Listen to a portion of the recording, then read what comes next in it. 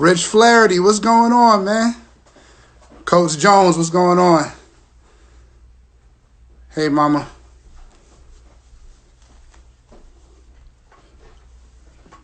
Dre, what's good?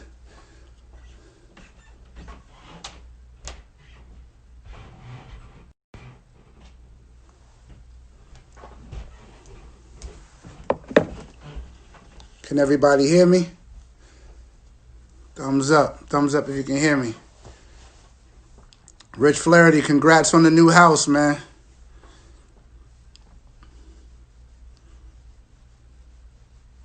Coach Jones, our time is coming.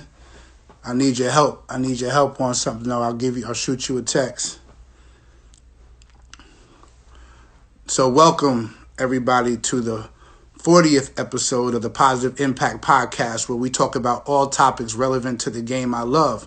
I am your host, Terrell Dozier, and tonight's special guest is right in my backyard at Stony Brook University. Just led the team to their biggest win total in school history.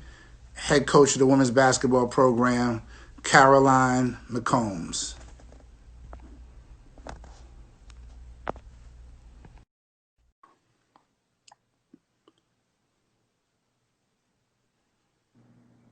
Nice. Coach, how we doing? I'm doing well. How about you? Oh, I can't complain. First things first. How you doing during this pandemic? Yeah, a lot of things going on. A lot of highs, some lows. Just trying to stay, safe and healthy. How about you? We're doing just fine. Just staying busy, trying to get this content out to everybody that's out there. I appreciate you coming on. We want to dive into your story, and we want to get to it. Well, I appreciate it. Nah, not a problem at all. So let's talk about growing up and how you developed the love for the game of basketball. Yeah, I guess y'all fall in love with something, and I, just fell in love with basketball from a young age, and I think started playing somewhere around the third grade, and it was just something you pick up a ball, and there's just something about it, and something I have always stuck with. So I've been really fortunate that it's guided me, throughout my entire life, and just opened up, so many doors for me. Absolutely. So I appreciate that. So we talked a little earlier. You said you moved to Medina, Ohio. Yeah. And became a great basketball player at Medina, Ohio. Talk about how your game developed in high school and how you took it to the next level. Yeah, I think I was in about 8th grade. It's Medina, actually. Medina, so okay, got you. 8th grade, I think my family moved to Medina from the outskirts of Toledo. And so really, it was there that, I was able to play high school ball, get introduced to AAU, start traveling. I played all kinds of sports, in high school. I think back then, I played all 3 sports and even a 4th sport at times. So enjoyed being able to make those transitions. But I know once you get into AAU, it's a little bit more narrow focused. So, but yeah, really enjoyed, all of my experiences, great teammates along the way. Good. And so now you had a good high school career, great high school career, because you're in the Medina County Hall of Fame, right? So, and that'll be a theme during this. And then you got yourself a scholarship to go to Youngstown State. Talk about your decision to go to Youngstown State. What sold you on that? Yeah, I mean, I signed in the late signing period. So I think, back then, had opportunities in the early signing period, just kind of, wanted to wait it out. Ironically, my offer early was Valparaiso, which was a school that I ended up working at for a while. So, but really, my journey to Youngstown, I think, was Coach DeGregorio, my head coach, really made a connection with him and my family. And, that's what it was. It was a family atmosphere, and that's what, we talked about, and that's, exactly what I fell into. And it was a great experience. And I'm so thankful, for the people that have been a part of that experience with me. Absolutely. So obviously you're a coach now, but you bring in freshmen all the time. Talk about the biggest transition for you from your senior year playing basketball to the college game. What was the biggest adjustment that you had to make? It's just so different. You're the youngest person now, where as a senior, you kind of know the lay of the land. You're really comfortable in telling the younger people what to do, and you're looking up to seniors. So you kind of have flashbacks to when that freshman year in high school, and you're starry-eyed playing on varsity. It's sort of those same feelings, but it's just there's so many distractions and things that you can get into, in college. And it's great. You want to be a part of organizations and things around campus, but also, staying focused on your basketball scholarship and your team, and, just building that. Right. No question about it. So 1,500 some odd points later on, like, you were putting the ball in the basket at Youngstown State, and you're in Youngstown State's Hall of Fame also. And so, the most important thing, obviously, is that you graduated, you got your degree. You used basketball, you didn't let basketball use you, which is a big deal for me in working with student athletes. So you wasted no time transitioning from being a player to coaching. And you talked about, possibly having the opportunity to go to Valparaiso. You didn't take it, but wound up being your first coaching job. Talk about how that opportunity came. Yeah. It's really all about relationships through the game of basketball. And, you never know who you're going to meet along the way. And so Keith Freeman was my first boss and head coach at Valpo. He actually wasn't the coach there when I was recruited, so they had a coaching change. He was best friends with our men's coach at Youngstown State. And so, when I came back and knew I wanted to start coaching, Dan Peters, who's no longer with us, but, he was a awesome coach in person. He kind of put his neck out there for me. And, we had played against Keith Freeman and the Crusaders, for the 4 years that I was at Youngstown State. That was actually our biggest rival. Okay. And I respected what they did. That was one of our toughest games, every single year. So he wanted to know what we were doing at Youngstown. I wanted to know what they were doing at Valpo. So it was a perfect match. Keith, he's actually at Mississippi State now with Nikki McCray on her staff. So he's somebody I still talk to a couple times a week, a great friend, a great mentor, and somebody who, getting your first opportunity to coach, I couldn't have learned from a better person. Right.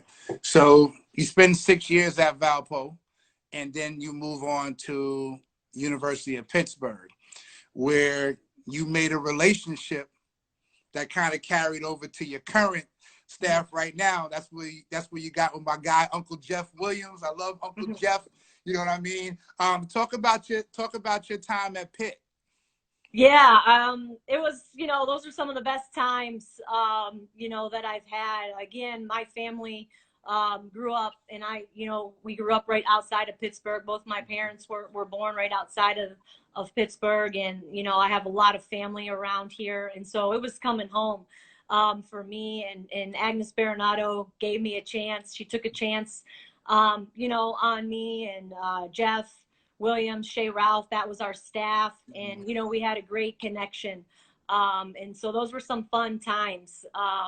So yeah, just really thankful at that time.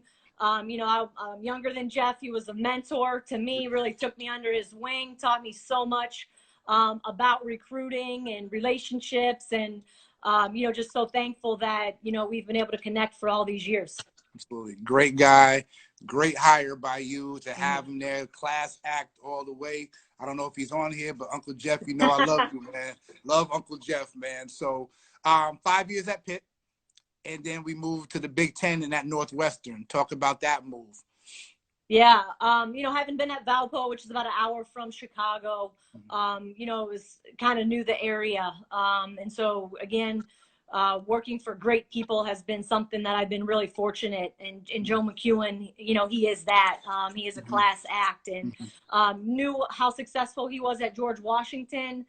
He was in the beginning stages of taking over at Northwestern. So, you know, that was very intriguing to have an opportunity to coach at one of the best academic institutions in the country, in an amazing city as well. So I enjoyed my experience there. Again, we were just building, you know, it was basically laying the foundation when I started. Mm-hmm. And then from there, then you move to Auburn. So you're working at all different types of levels, all different types of conferences. So talk about like what was different at each school for you, you know what I mean? Because you're recruiting at different levels, you know, schools are at different places in their, you know, in their program life. Talk about some of the challenges that you faced when you went from, you know, to each school.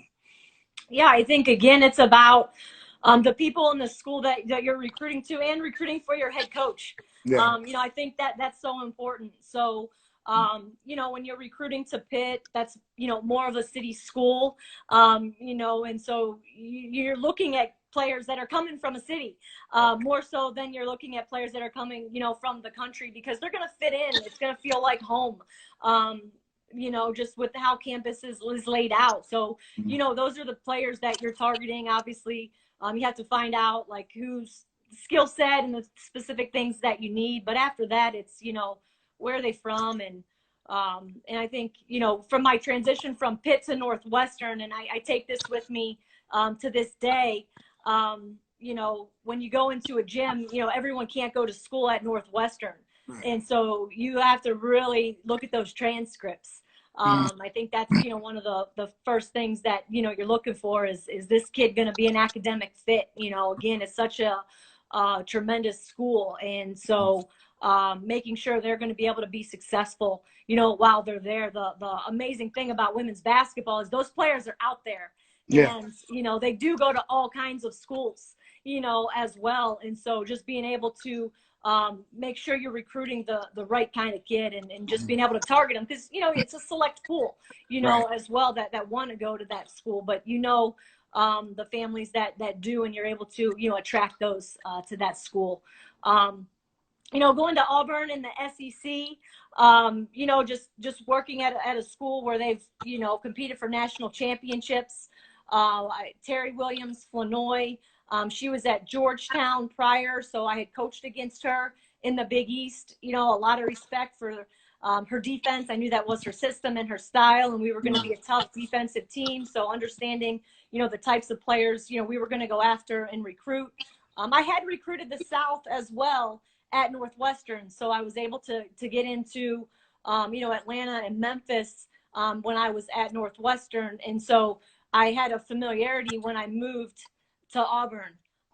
You know, you're definitely not going to recruit players from the city, in my opinion, you know, to go to Auburn. It's about getting in your car and finding those players, you know, down those alleys and highways, you know, in the sticks, I guess you could say, because they're going to want to come to that school and thrive, you know, at a school like Auburn. So, I mean, again, amazing campus, amazing support, obviously football driven. You know, you know, I've, again, being from Pittsburgh, you love to go to Heinz Field for those Steeler games. But when you're in the SEC, it's a professional sport over there, and that's how serious that it's taken. But so it's a great environment to have. So again, it was really about the coaches that I've worked for, what they were looking for, and making sure like that the players that you're recruiting, when they come to that school, they're going to stay at that school. You know, you want to have retention. So, you know, it's all about, you know, just finding those things out in the recruiting process as well. No question about it. So you spend a couple of years at Auburn, and then you make the move to Suffolk County, Long Island, New York. So to become the head coach at Stony Brook University. Talk about making that move. You know, I talk to a lot of coaches on here, and we talk about a matter of 6 inches to the left. So there's a difference in being an assistant coach and a good assistant coach, but then you move 6 inches to the left, and now you're the reason why they win, and you're definitely the reason why they lose. You know what I'm saying? So going into, you know, taking that Stony Brook job, obviously you felt like you were ready. You know what I mean? And talk about how that opportunity came. Well, I was actually at the Cayman Islands, enjoying a nice vacation, and kissing the stingray. I believe that's what you do, Yeah. in the Cayman Islands. So they say that's 7 years. Good luck. Okay. And so my time is about ready to head back to the Caymans Yeah. again, because I'm hitting that timeline. But that, really I was set to come back to Auburn. It was a later phone call in the end of May, early June, when I got the call about the position. And I had no idea. I didn't know Stony Brook. I think that's one of our obstacles, is just overcoming that, getting our name out there, because once you look up Stony Brook and see what the university has to offer, it is unbelievable. And so, I'm Googling it, I'm looking it up, and, receiving a phone call. They have a new AD. I mean, the stars just aligned for me to take the position at Stony Brook. And once I got on campus and once I walked into the arena, and it was, brand new renovated arena, had courtside suites and unbelievable. I said, like, I hope they want me. Right. And, fortunately they did offer me the job when I was out there. But, I think, when you're an assistant coach, you can kind of stay in your lane and be really good at your responsibilities. And as a head coach, you need your assistants to be really good at those responsibilities, that they have, and own them. When you become the head coach, you're kind of taking over everything. And so I think for me in my path, having worked for some different people, I was able to, I think, tap into a lot of different responsibilities along the way. Some programs I was more solely focused on recruiting. Other programs I was more focused on player development. And I think that I had been able to have a lot of freedom as well to kind of do my job. When you get to be older as an assistant coach, especially at those levels, your head coaches need you to just work. And they just need you and trust that you're just going to go and work. I think one of the things that was challenging to me taking over at a Stony Brook is you're working with younger coaches. Now, I'm fortunate, again, I have Jeff Williams on my staff, so he's been in the business, longer than me, and that doesn't always happen. And so for me, it's always about, mentoring the younger assistants, that you have. So hopefully over the years, I've gotten better at that. I know that I wasn't good in my early stages, because I was just more thinking that they knew what I knew. And I had to understand that they didn't know, because they hadn't had the experiences that I had. And not only did I have to be a great teacher to my players, but I had to be a great teacher to my assistant coaches. So I really have tried to do a much better job in that, these last few years, and just understanding, as I'm going into my 7th year now, and I have retention on my staff, that I'm really thankful for it. It's so important, to have that consistency as you're building a program. No question about it. Now, and I appreciate you saying that's not a lot of people that'll say something that they're doing wrong. I think that's part of what makes us, like, we got to be able to say we're doing something wrong so that we can correct it. And I think that's probably what of the retention, of being vulnerable enough to say, you know what, there's something I got to get better at, even though I'm the head coach, not just telling you what you got to get better at, but we all get better together. So I appreciate you saying that. So first year, 17 wins. You know what I mean? We good for a first year. You get I believe it was the second postseason birth invitation in school history to the WBI. You know what I mean? It's a nice foundation. You're getting there, and you're hanging your hat, you know what I mean, and you're doing what you got to do. The next year you guys get invited back there again, you know what I mean? So the foundation is being laid. And fast forward a little bit, these last 2 years, Stony Brook has been put on the map. So 23 wins last year. You know what I mean? A victory over Penn State in Penn State. You know what I mean? It's not like, you guys went and you said we can beat a Power 5 school. You know what I mean? So you got that. That's good for recruiting. But this year, 23 to 28 wins. America East champions. Talk about the transition from your first year, 17 wins, a berth in the WBI, to 28 wins this year? You're doing an amazing job. Talk about the growth from there Yeah. to. Well, thank you. And it's just about learning, through the process. So there's so many things that I didn't know when I took over the program. And in life, I think you have to go through things to really, figure it out. And I've been fortunate, again, to have people around me. And I've had different coaches that have worked, for me, with me. I've been fortunate to have Sean Hilburn as our athletics director, this whole time, who's believed in me, given me confidence. Even when we've struggled, he's always believed in me and just supported me. So I've appreciated that. And, those are the people that, they have your back and you just want to go to war, for them. And so I think, with this program, we've really, and one thing I think we've really focused on is just our culture. And, now, we're able to be a little bit more select and a little bit more picky, and, having players come into the program and they're led by the players that are on the team. And so we've gotten to that point in time. It's not something we can ever take a day off and relax about. I'm very cognizant of that. And I want to have a player-led team. It's my job and our assistant's job to lead our players.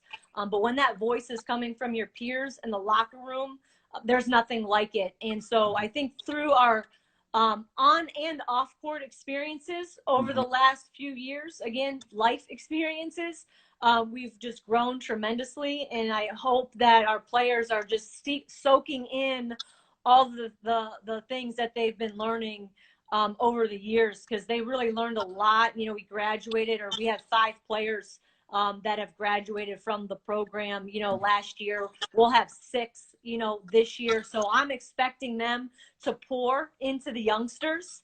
And I'm expecting those youngsters to really, soak it up and live it and breathe it, through the air that they feel from those upperclassmen.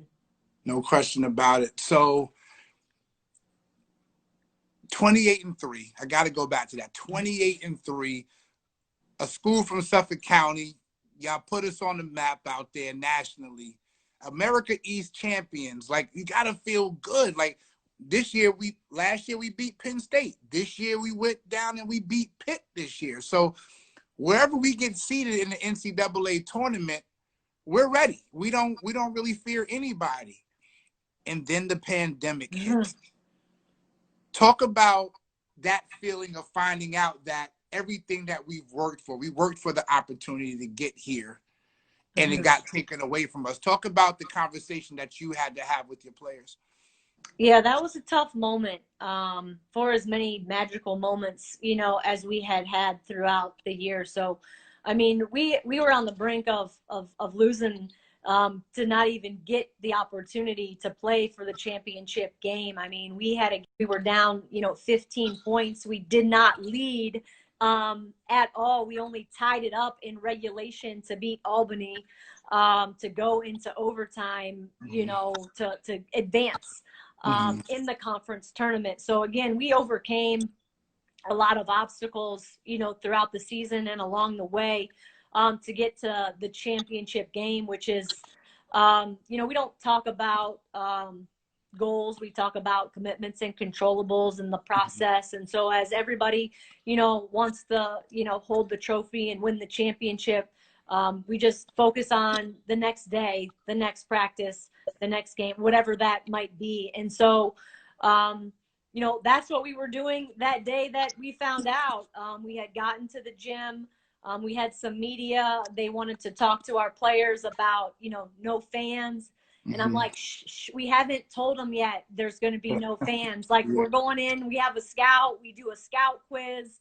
Like, I want to keep them focused. Can we talk about that in 2 hours, when we're done with practice? And so everybody was good. And we head in, and do our quiz, and we're working on the scout, and I got my coaches, showing the scout team the plays, and all of a sudden, Sean, our athletics director, comes in the gym, and we're just, doing a shooting drill, and he's looking at me like, I need to talk to you. And I'm like, well, what's going on? That's that Mm-hmm. important, right now. So I go over and, he tells me like it's over. And this is, Thursday mid-afternoon, probably noonish. And, we're not playing. We're not playing games Yeah. anymore. So I think it was disbelief. And he Mm-hmm. really had, all of the scoop from, just being on the phone. So we circled up. And there were a lot of tears shed. I believe we had one of the broadcasters who was going to do the game. She was calling the game tomorrow. She actually filmed the moment, which I think they released that, as well. And I like that was captured. And it was just, for the seniors and the underclassmen, um, just something that no one ever thought would happen, and that was possible. But it did. So we said, let's get showered, let's get cleaned up, and we went into one of our favorite places, Mm-hmm. Maureen's Kitchen, and just enjoyed a meal together, because I didn't know what was going to happen. And once you kind of go your own way, it's hard to get the group back together. And Yeah. like, we had such a close group, and this group really enjoyed each other, and it was such a special team. And those moments, every moment that they made together, they remember. And so I said, let's just go and spend another moment Mm-hmm. together. We don't know what's going to happen. And so again, that's kind of how that day went down. Wow. That's crazy. So talk about the challenges that the pandemic has proposed to you with recruiting. Obviously there's a lot of Zoom meetings and everything like that. Usually you be out on the road already. Talk about the challenges of recruiting during the pandemic. Yeah, it just looks a little bit different. You want to see kids play live. I mean, now we're able to see them play a little bit, as they're streaming some games. So we've been tuning in that way. I'm a relationship coach, so I like to get to know the players that we're recruiting. So, spending time on the phone, spending time FaceTime, spending time, on Zoom. Obviously, they have to see things virtually. We do recruit nationally, internationally as well. So trying to make sure we're, showing everybody, what we have. So I think that's how we're spending our time recruiting, right now. So it looks a little bit different. I mean, we're usually on the go, go, go. We don't get any type of downtime. I don't want to call this actually downtime, but it's just a different moment in time that we're experiencing. No question about it. So I'm a big advocate of the total student athlete.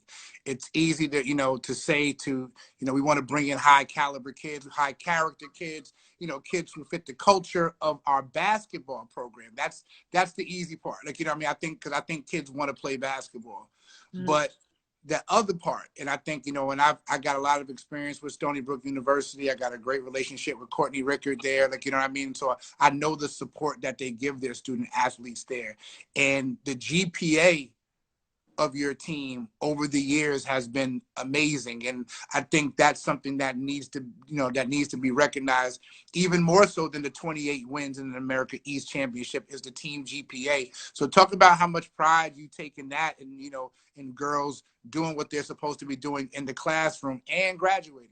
Sure, absolutely. I mean, we have had great academic support throughout my time here. So I always know our players are going to get the tutors that they need, get the support that they need to be successful. I believe this semester we finished with a 3.58. Definitely the highest GPA that we've had, since I've been here. And again, just keeping up with those things virtually was so important. We have players that major in all subjects. And I know one of our seniors just graduated with a biology major. She's studying for her MCAT. Tons of discipline, has shut off social media until August to study. And so we have those types of players on our team that take academics that seriously. And obviously, if you come to Stony Brook and you major in biology, anything you're doing in medicine, you're going to be challenged to the highest level. So really proud of our team. And, we've had, Haley Zeiss is one of our players. She graduated in 3 years. John A. Cox, she's going to graduate this summer in 3 years.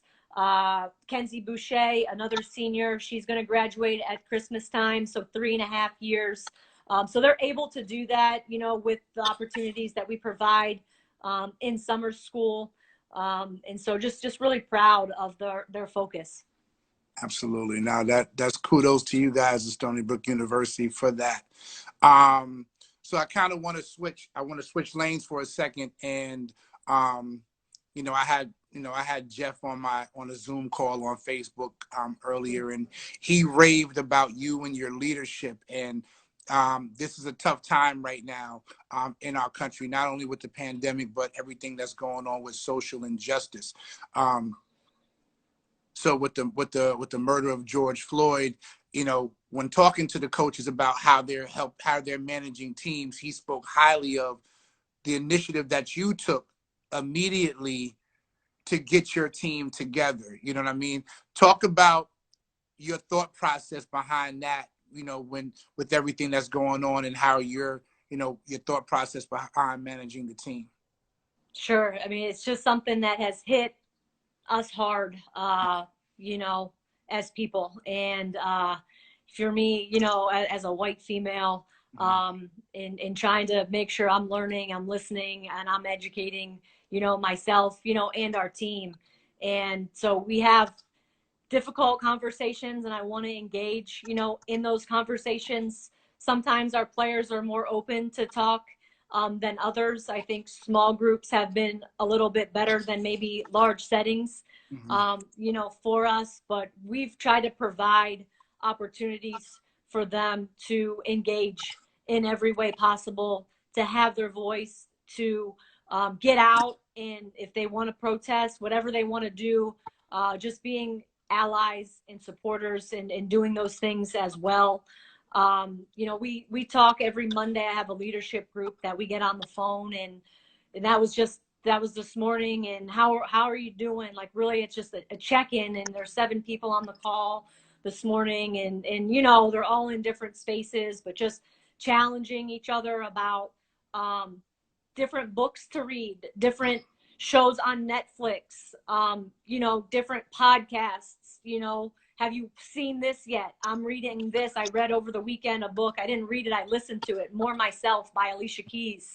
Oh my gosh, I loved it. And I, sent that to one of my assistants today to check out, because her words are really powerful, and just her authenticity and vulnerability to share, as a woman. And I, said to my team, where I am in my life right now, and, like, if I can help you be, not to fast forward things, but I want to help you where I am learning certain things right now. You're 20 years younger than me.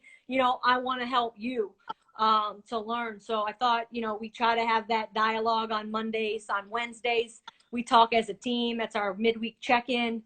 And so, again, just trying to create an atmosphere. I think they're feeling all kinds of different things. So having that space and that check-in time is really what we need, right now. And it's important to read up on social media, but at the same time, just not get into scrolling through and just feeling like you haven't done anything, because we need things now.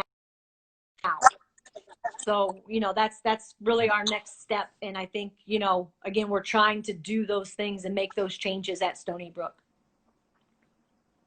Nice. Thank you for being open about that and opening up. And I think that stuff helps. And I think it's great that, that you're able to rally your team in and get them through, because it's bigger than basketball. And we appreciate that. So let's bring it back. Like I said, I haven't been to a women's game yet. What is Caroline McCombs like as a coach? You know what I mean? So we're not in a competitive situation right now. You seem like a nice lady and everything, but what happens when the ball gets thrown up? Well, I've tried to do, I think you grow. I think you grow as a head coach. So I don't know who all's on this right now that can attest to, what I'm about to say. I did get some technical fouls earlier in my career, as a younger head coach. I believe it's been a while since I've gotten any of those. You want to do your coaching in practice. I think you really, like that's where you're on them. And so when you're in a game, like you are who you are, you're not gonna, be freaking out on your players because they already know what you expect. My point guard is gonna know what we want to run. Their team's gonna know we have our defensive system in place. So, I mean, I like to stand up. I like to, get up and down the sidelines. I'm not gonna sit down a whole lot, but I do think I have some composure on the sidelines, and again, I want our players to have that confidence. I think for me, they don't come out like for missing a shot. We talk about good shots. They know what's a good shot. Those would be effort types of things. We're a defensive team, so it's all gonna start with our defense, and that's how they're gonna get on the floor in the first place. But I'll have my heels on and I'll be walking up and down the sidelines, and sometimes it's a little bit faster than others. But I really enjoy it. I love those opportunities to coach games. Absolutely. So what would a player say? What do you think that a player would say, this is what we love about Coach McCombs the most? I think they know I care about them as people. And just, it's not like we talk about your value comes from who you are, not what you do. And so it's not about your points, your rebounds. It's about, who you are. And, they're all going through different things in life as young women. And so I just really, try to have a heart for them and have them know that I love them. That's something that, we do say to our players, like, I love you. And that's not something that, it's something that, and it's a good story. Kenzie Boucher, one of our seniors, she had a project her freshman year in summer school where they had to come up with just like a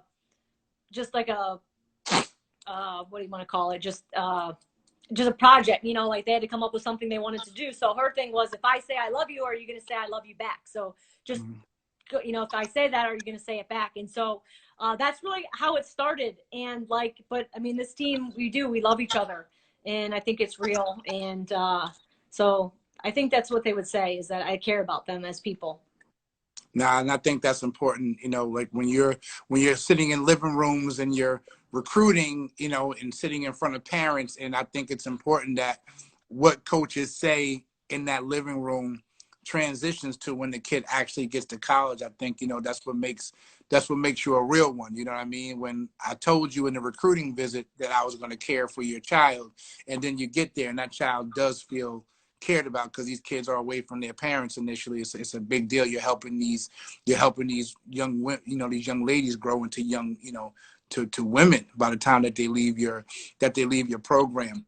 So talk about the development piece to this thing. So like you have them all season long, and then there's the off season.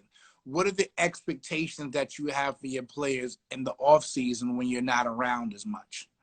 Yeah, I mean, that's where, their commitments and their process, really comes into effect, because, we talk about getting 1% better. And so they have to do all of those little things, every single day on their own. So, I can fast forward to, what is today, June 22nd, July 22nd. You can't get that month back. So your little commitments and the things that you're going to do every single day, they build up, and they matter. And so, that's how we get better over the longer term.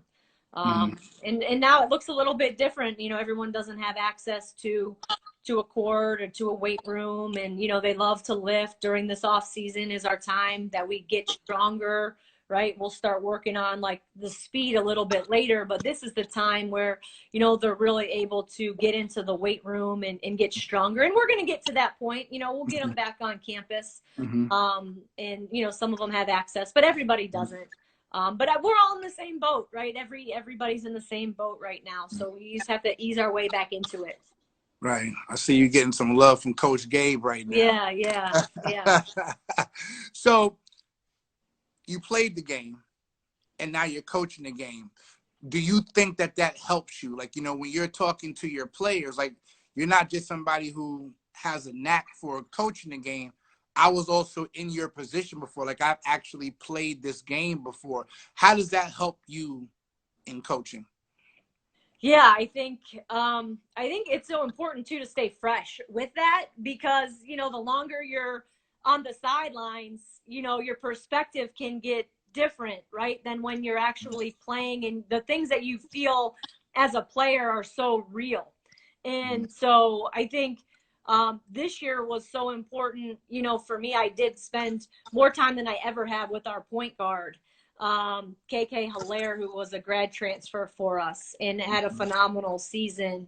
And so me trying to get into her shoes too, you know, and I like to ask our players, like, what do you see out there too? But we spent a lot of time, you know, watching film together, which I thought, you know, it helps me, it helps her. That helped us grow together. I think that relationship, you know, with your point guard is imperative. And so, you know, that's something that I want to continue to do and build on. Because there's nothing like having the ball in your hands and running the team. But even though I'm the coach, I'm on the sideline, and that perspective is a little bit different. And so you got to get into each other's head, you know, and like see those things and what did you see and what did you see, and figure that out. So, you know, I really enjoyed, you know, my year. It was a quick year with her. But, you know, she's a special player. And, you know, I was so impressed with her maturity as well for us. Absolutely. So I don't know, you're my 40th episode, and I don't know, I can't tell you how many times I've said this, but I love to get everybody's opinion. So we live in a time of where social media is huge. It's huge. So obviously when you played or when I played, there was no social media. There was the newspaper, like, you know what I mean, in your local news. So I want to talk about a little bit about the choices that kids make with colleges. You know what I mean? So you might have a chance to come to Stony Brook and play for 4 years and leave a legacy. Or you can go to UConn and go to UConn, but never play at UConn. A kid might go to UConn just to say, I went to UConn. You know what I mean? And now the transfer portal is, to me, is out of control because kids make what I feel like are the sexy picks instead of the right picks. Talk about your approach to that. You know what I mean? Like, I feel like Stony Brook's a legacy school, a school where if you're good, you can come here and build a legacy and hang your jersey up in the rafters and do something special here, as opposed to being a part of something that's already established and you'll just be one of the others that came through the program. Sure. I mean, I think that, you know, we're at that point in our program as well where, you know, that is what we're recruiting. I mean, we've gotten it to a point where, you know, we've consistently won, we've consistently been able to compete, you know, for a championship. We won the championship, you know, this year. So we are, you know, looking for difference makers to come in. So that is exactly, you know, what we're talking about. Again, it's just finding the right kid, the right fit, that they have to believe it, because if they don't, they're not going to be happy, and I can't coach that kid. You know, so it's all about, you know, the relationship with the player, my staff, her family, her support staff. You know, all those people have to believe in us, and what we're telling you right now is going to come to fruition. That player will need to do her part, you know, as well for these things to happen. But our staff, we invest a ton in our players. Again, just it's all the relationship piece. But it's, you know, those are just individual conversations, you know, face to face, FaceTime, in the gym, going to lunch, you know, just all of those things that are so important. You have to have that at any level. You know, the experience that we can provide, you know, with a player that might be, you know, the 10th player 12th player, at Connecticut, if they can come in and we feel like they can, make a difference, then, if you want to play and you want to be challenged, you want the ball in your hands, I'll let our kids play. I will. So they're going to make some mistakes, but they're going to be aggressive mistakes, but they're going to have those opportunities. And so that's what we're talking about at Stony Brook. Nice. So as we get ready to wrap up, I want to hit you with some quick hitters. Quick hitters. Okay. Yeah. So, toughest place you've ever had to coach? Toughest place, like as a head coach or Sure. as Yep. a head coach? Toughest place I've ever had to coach. I think Maine. Maine's pretty tough. That's Maine. That's in our league. So props to Maine. They get some fans in their stands. So we got to get out there next year and do something different.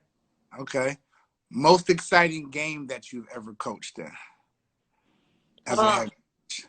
Yeah. I mean, honestly, I think this year we played, I mentioned it earlier, when we played Albany at home. Again, we were down 15 points. We never led the game. It was almost gut-wrenching every time out, every dead ball.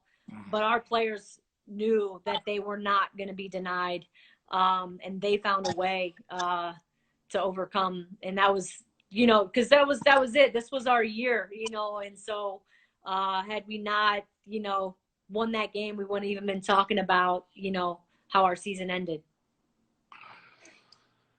This might be a tough one.